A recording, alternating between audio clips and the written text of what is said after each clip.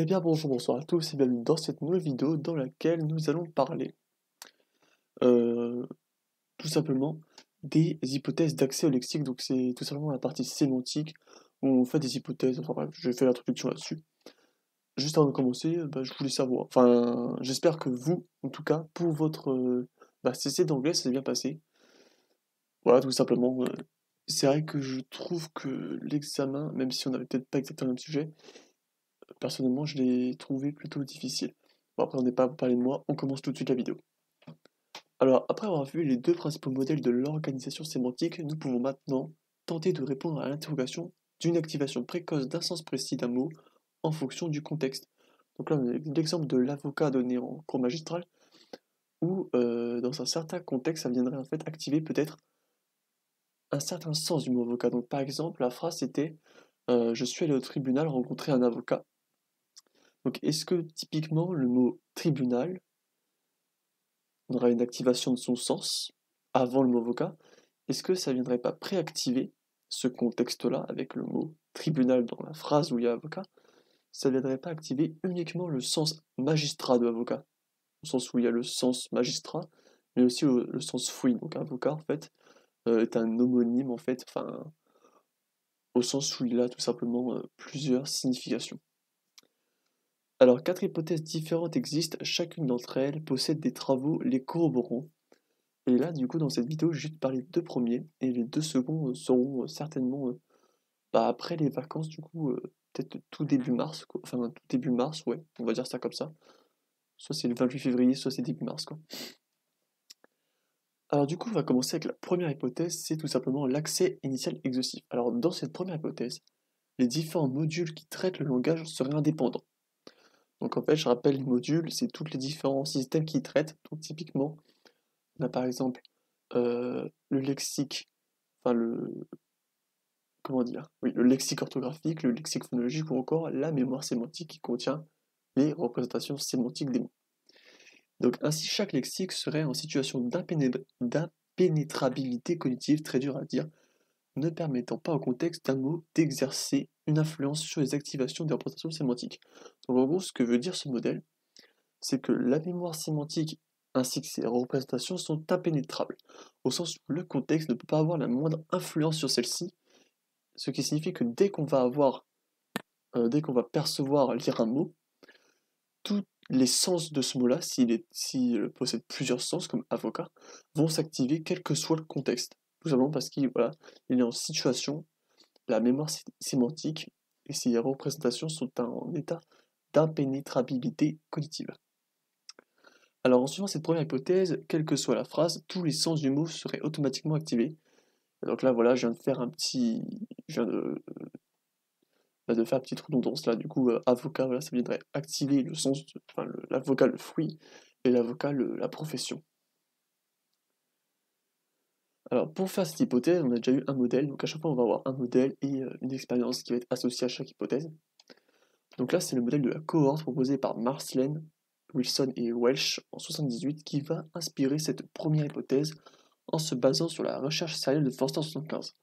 Donc Forster 75, je vous conseille de revenir, disons que c'était au tout début du deuxième cours magistral. Du coup, c'était certainement aussi au tout début de mon second résumé.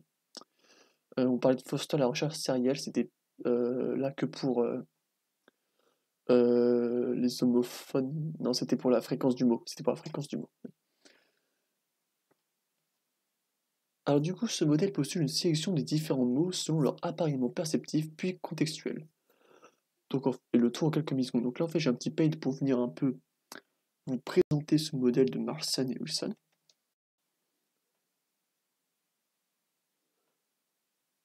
Donc quand on perçoit un mot, on aurait un traitement en fait un peu syllabe par syllabe, en fait groupe de graphèmes si on lit ou groupe de phonèmes si on écoute.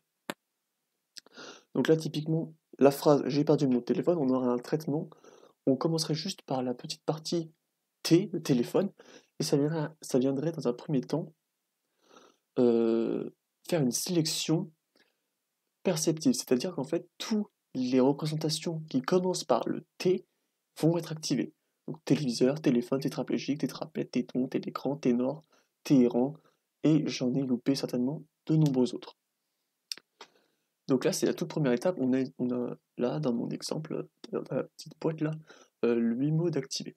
8 représentations, euh, 8 représentations tout simplement. Suite à ça, on a dans un second temps uniquement le contexte qui vient faire son effet.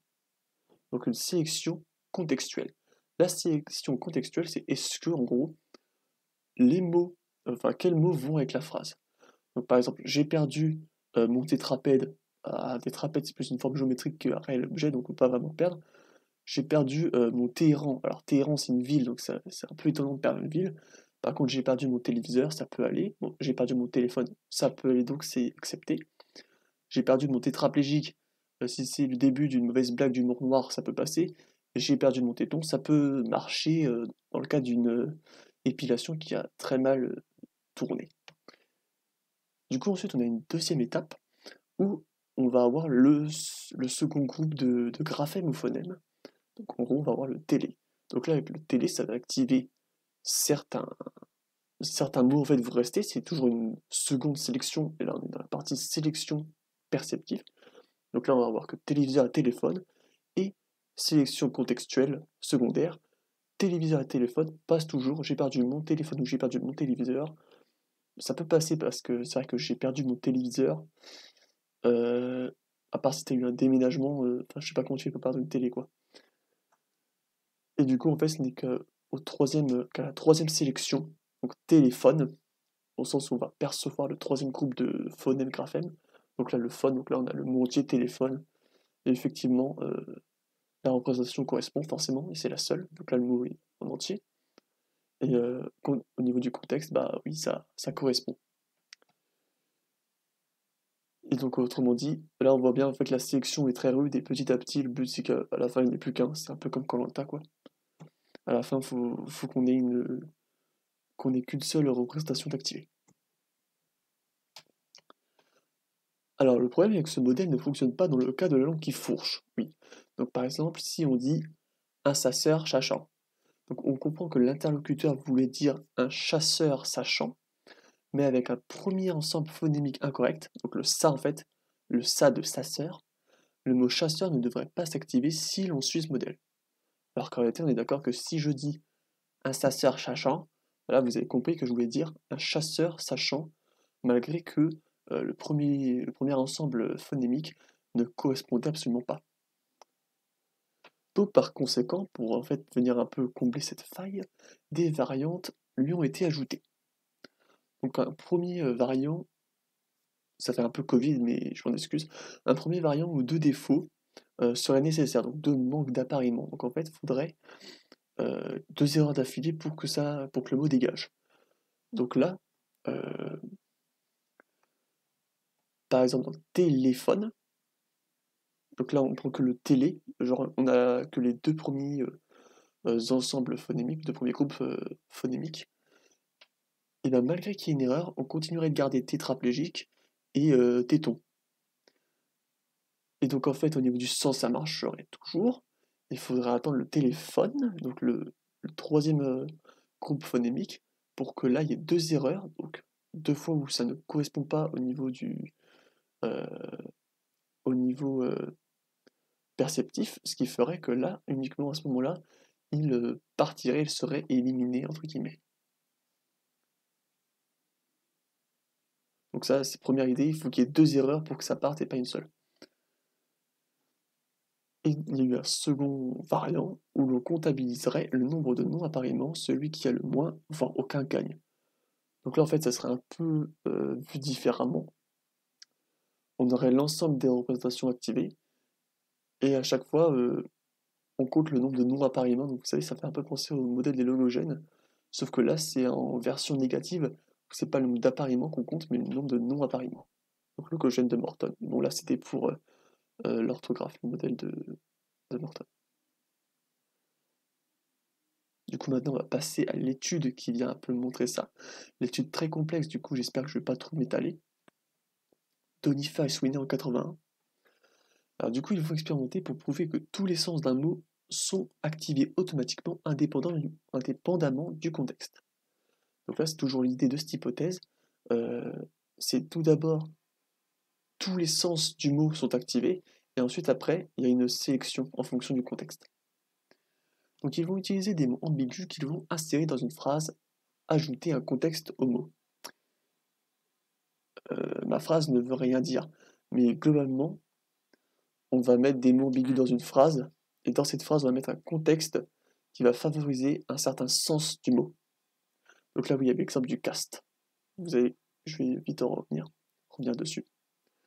Du coup, pour leur expérience, ils ont déjà fait 2 pré-expériences. Alors, la première pré-expérience, c'est tout simplement dans des homonymes, savoir s'il y a une dominance d'un sens ou non. Donc, s'il y a une dominance, par exemple, 80-20, là, on va dire que ce sont des homonymes hiérarchisés, au sens où, pour une majorité de personnes, c'est un seul sens, il y a un premier sens qui apparaît majorité, quoi. Et versus équiprobable, c'est en fait quand c'est plus du 60-40%. Donc là, dans l'exemple de cast, cast qui signifie le plâtre pour après une fracture en anglais. Ça, mais pas seulement, ça signifie du coup aussi cast au sens du casting, donc distribution de rôle. Donc là, en fait, il y a 80% qui donnent le sens du plâtre et 20% qui donnent le sens distribution de rôle. Donc là, on est dans le cas d'une dominance pour le sens du plâtre. Et donc là, on a bien des homonymes hiérarchisés car la probabilité est extrêmement différente. Donc là, on va juste se concentrer sur l'exemple du cast, mais ils ont peut-être, je sais plus s'ils ont fait d'autres mots, on s'est vraiment concentré sur ce cas-là, cast, avec le sens plâtre ou le sens distribution de rôle. Du coup, ils ont fait une seconde pré-expérience où en fait, ils essayent de trouver un moyen de savoir si le sens, pour savoir si les 2 sens ou un seul sens du mot cast ont été activés. Vous voyez, donc, ils trouvent un moyen pour savoir quel sens du mot cast a été activé. Est-ce que c'est le sens plâtre, le sens distribution de rôle, ou les deux? Et donc, pour ça, ils vont en fait trouver des outils associables à un sens précis. Donc là, on a plaster qui va être un mot cible associé au sens du plâtre. Et actors qui va être un mot cible associé au sens de la distribution des rôles. Alors du coup, maintenant, on va faire une sorte de petit résumé d'expérience.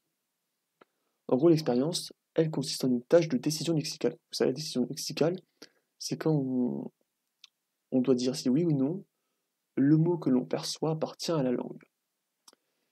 Et donc là, cette décision lexicale se passe sur les mots cibles ou les mots associés, si vous préférez. Donc ça va se passer sur les mots plaster et actors. Alors oui, ils ont un peu contrôlé au sens où ces mots cibles ou ces mots associés, comme vous préférez, devaient avoir la même fréquence d'utilisation et environ la même longueur. Là, on voit plaster et actors, bon, ils ont presque le même nombre de lettres, quoi.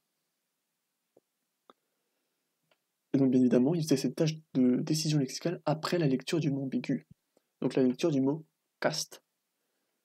Ils ont aussi fait une autre variable, c'est celle du temps. Donc, soit on lisait cast 0 millisecondes après, bim, on t'affiche le mot cible, ou sinon c'est que 1500 millisecondes après, hop, on t'affiche le mot cible, donc qui pouvait être plaster ou actors.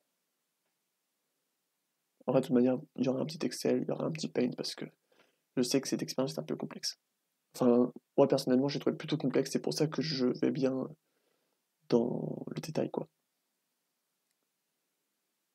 Alors oui, aussi, bien évidemment, il y a aussi eu la création de mots cibles, toujours avec le contrôle de la fréquence et la longueur des mots, pour pouvoir comparer. Autrement dit, on met un mot contrôle qui n'a rien à voir avec, du coup, aucun sens du mot cast. Donc par exemple, ça pouvait être, je sais pas, banana par exemple. Ça n'a rien à voir. Juste t'as déjà mangé des bananes au plâtre. Et bon, ça m'étonnerait. Du coup, ce qui se passe, c'est si, dans la tâche de décision lexicale, tu réponds plus rapidement oui, le mot appartient bien à la langue pour plaster et actors comparé au mot cible, enfin comparé au mot contrôle, donc banana, ça ferait qu'il y a une facilitation de plaster et actors, ce qui induit en fait une activation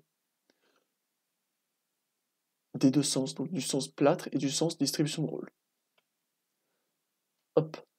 Du coup, pour les résultats, dans un contexte dominant, donc là, bras dans le, plâtre, donc là, vous voyez, c'était en anglais, donc c'était le sens plâtre, du coup, contre la fracture, quoi. Avec, du coup, 0 millisecondes, il y a une facilitation pour les deux mots cibles. Donc ça veut dire que les deux sens du mot cast sont activés. Donc le sens distribution de rôle et le sens plâtre. Voilà. À plus 500 millisecondes, la facilitation est uniquement présente pour le mot cible plaster et non plus pour le mot cible actors. Ainsi, on montre que le sens secondaire du mot cast a disparu. Donc en fait, il y a une sélection. Donc là, ça met un peu en évidence une sélection contextuelle. Alors idem pour un contexte secondaire. Donc, le contexte secondaire, si c'est au contraire, si on fait une phrase autour du le film était excellent parce que le casting, voilà, enfin bref, c'est dans l'idée de distribution de rôle. C'est pas facile si je j'ai pas l'exemple anglais. Du coup, au contexte dominant à 0 millisecondes, on met moins de temps pour faire la décision lexicale des mots cibles associés au sens dominant et au sens secondaire, comparé au contrôle. Donc ça veut dire que les deux sens sont activés. Pareil pour le contexte secondaire. Là, à 0 millisecondes, les deux sens sont activés. À 1500 millisecondes, effectivement, il n'y a plus, dans le contexte dominant, que le mot cible associé au sens dominant qui est activé, donc plaster. Plaster, c'est le mot cible. Donc là, ça signifie qu'il y a eu une sélection contextuelle, car tout simplement le B n'est plus à égalité par rapport au A. Donc il n'y a plus de facilitation pour le B. Donc le B, c'est le mot associé au sens secondaire, donc actors. Au contraire, pour contexte secondaire, le mot cible associé au sens secondaire va être facilité comparé au A et au contrôle une fois atteint 1500 millisecondes. Tout simplement parce que va y avoir, encore une fois, une sélection contextuelle qui va venir en fait supprimer la représentation sémantique euh, du sens dominant, donc le sens plaster. Voilà. Donc là, c'est un petit résumé sous forme de tableau des résultats.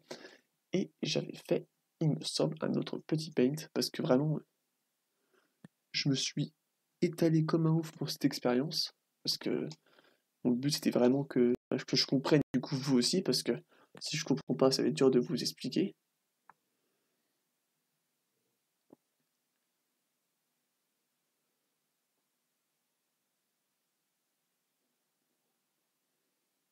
Ah, du coup, la logique, en fait, c'est que globalement, si la reconnaissance du mot, euh, enfin, pour répondre plus rapidement à la tâche de décision lexicale, il faut que la reconnaissance soit plus rapide.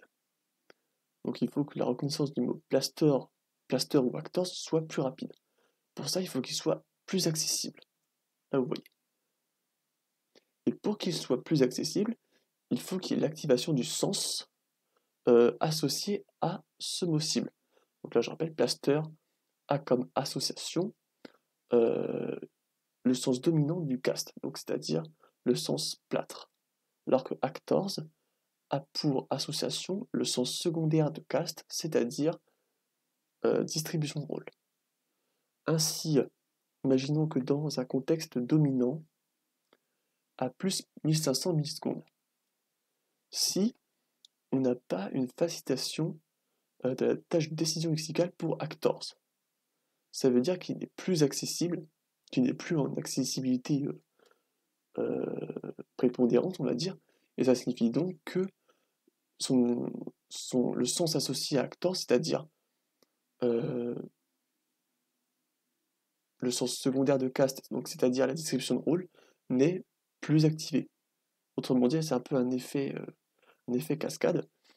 S'il n'y a pas une facilitation, ça veut dire que le mot actors n'est plus très accessible, n'est pas saillant dans notre traitement cognitif, ce qui signifie du coup que il n'est plus activé par le sens secondaire du mot cast, à savoir la distribution de rôle. Voilà.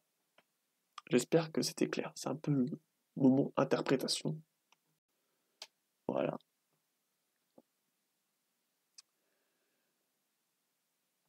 Et donc, de leur résultat, nos deux auteurs ont conclu que les différents sens d'un mot sont initialement tous activés avec une sélection contextuelle pour venir désactiver le non pertinent avant une sélection contextuelle.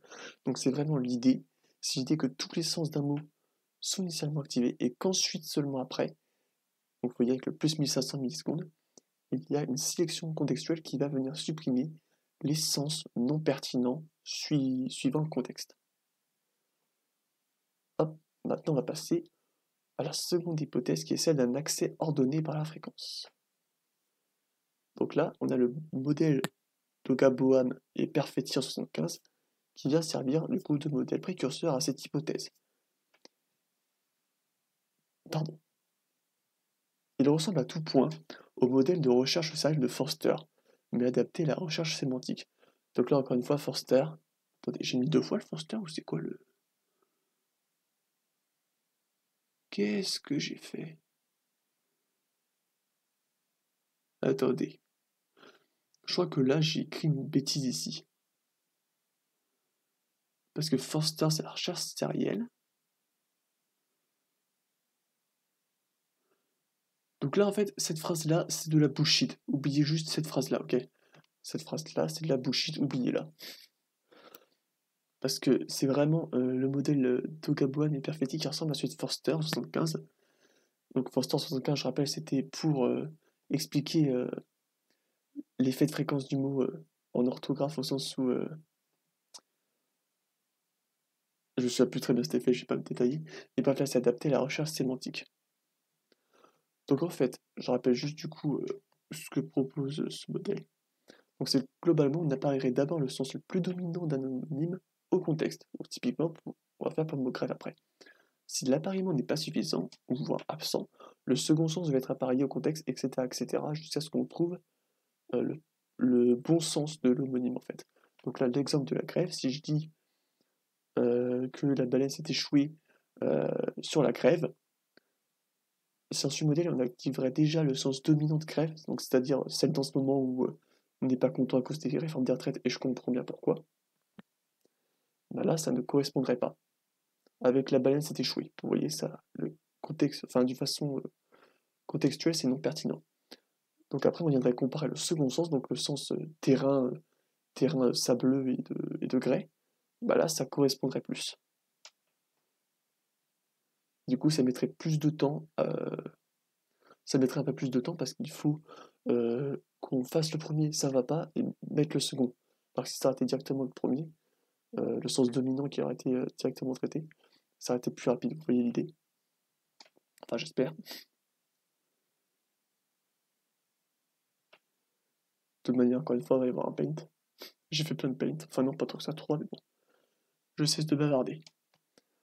Du coup, c'était l'expérience de Marc et l'éveillé qu'on a vu pour en fait un peu venir corroborer cette hypothèse d'accès ordonné par fréquence.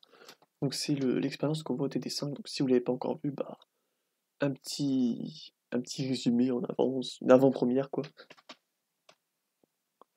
Donc en fait, dans une tâche de détection d'ambiguïté, donc c'est-à-dire que on présente un mot au sujet et celui-ci doit dire si oui ou non ce mot possède plusieurs sens. Voilà, tout simplement, c'est une tâche de détection d'ambiguïté. Donc on présente le mot juste après avoir lu une phrase présentant le contexte. Alors les sujets repèrent moins l'ambiguïté d'un mot si le contexte induit son sens dominant. Au contraire, la détection de son ambiguïté sera facilitée si le contexte induit un sens secondaire. Donc là, je vous ai mis quelques résultats qu'il y a dans l'étude. Donc autrement dit, à chaque fois, les mots sont bien ambigus. Donc à chaque fois, ils ont minimum 2 sens. Si on met en place uniquement le contexte dominant. Dans 21,8% des cas, on va faire l'erreur et dire oui, il n'y a qu'un seul sens, alors qu'en réalité, non, il y en a 2. Dans un contexte neutre, donc là, c'est plus en fait où les deux sens seraient acceptés, il me semble. Là, on tombe à 12%. Et si au contraire, c'est un contexte qui vient induire le sens secondaire, donc par exemple grève, la baleine s'est échouée sur la grève, et bien là on tombe plus qu'à 2,5% d'erreur, donc c'est-à-dire l'erreur c'est de dire qu'en fait il n'y a qu'un seul sens au mot grève alors qu'en réalité il y en a deux. Donc là ça montre qu'en fait suivant le contexte, on fait pas du tout le même nombre d'erreurs, et on voit bien que le contexte en fait vient modifier en fait voilà, ce taux d'erreur, et que avec un contexte secondaire, si on tombe à 2,5% d'erreur, ça veut dire qu'on a déjà eu le contexte dominant d'activer. Au contraire, si on a 21,8% d'erreur pour le contexte dominant, c'est-à-dire qu'on a le sens dominant, mais que dans 21,8% des cas, les sujets n'ont pas le sens secondaire qui leur est venu en mémoire, quoi. Alors du coup, le temps de réponse sont aussi chronométrés. Dans un contexte dominant, plus de temps est nécessaire pour détecter l'ambiguïté. Donc autrement dit, tu fais plus d'erreurs, mais si tu fais pas l'erreur, tu mettras plus de temps à détecter l'ambiguïté. Donc ce qui signifie que des étapes de traitement supplémentaires sont nécessaires pour retrouver le sens secondaire du mot. Donc la grève, si on voit la phrase samedi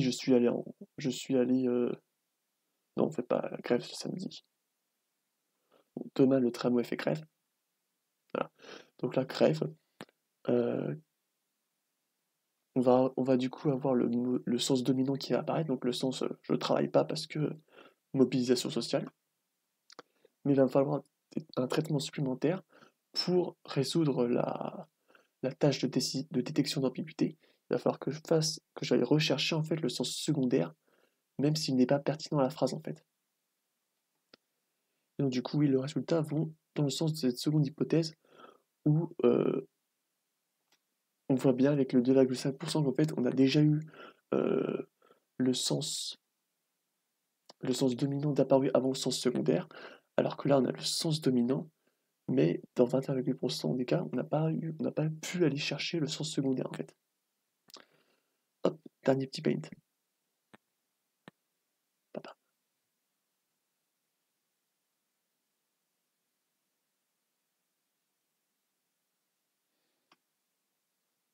Voilà le résumé. Donc le tramway est encore en grève, donc ce qui se passe en fait, c'est qu'on aurait, dans un premier temps, accès au sens le plus probable, donc le sens dominant du terme, donc c'est-à-dire, enfin du mot grève, donc le sens je ne travaille pas, mobilisation sociale. Sauf que là, nous, ce qu'on veut, c'est une tâche de détection d'ambiguïté. Donc ça veut dire qu'il faut un traitement supplémentaire pour aller trouver le sens non pertinent, c'est-à-dire le P-, le sens du terrain, quoi. Alors au contraire, si la phrase est la baleine s'est échouée sur la grève, donc là, si ça apporte un contexte induisant le sens secondaire. Donc là, on va déjà avoir dans un premier temps euh, le sens dominant qui va apparaître, donc le sens mobilisation, je ne travaille pas.